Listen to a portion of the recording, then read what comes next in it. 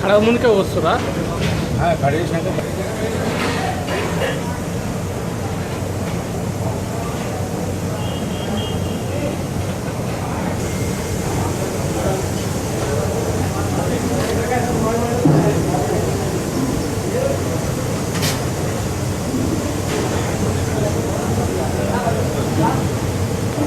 చూపించండి.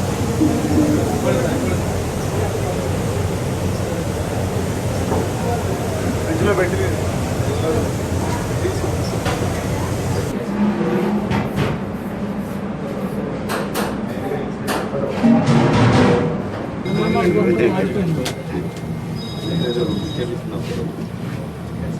Mutton biryani mutton నుంచి రాలే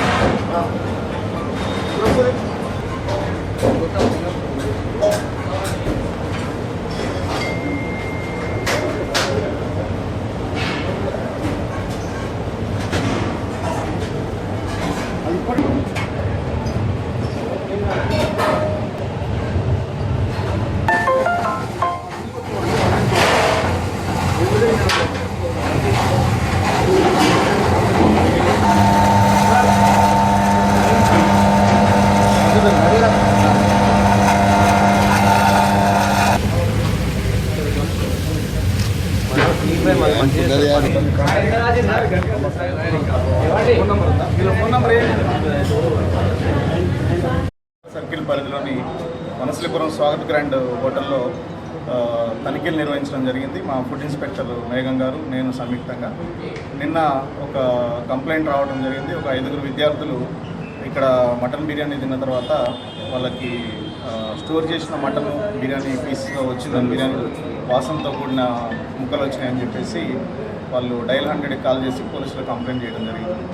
వాళ్ళు మా ఫుడ్ ఇన్స్పెక్టర్ గారికి సందేశం ఇచ్చారు, ఇది ఒకసారి ఇన్స్పెక్ట్ చేయాల్సిందిగా. మాకు ఇన్ఫర్మేషన్ వచ్చే వరకు రాత్రి అయింది, అందువల్ల ఈరోజు మార్నింగ్ ఇన్స్పెక్షన్ పెట్టాము. అయితే ఇన్స్పెక్షన్లో కిచెన్ అంతా కూడా తనిఖీలు నిర్వహించడం జరిగింది. శానిటేషన్ పరంగా బాగానే మెయింటైన్ చేస్తున్నారు.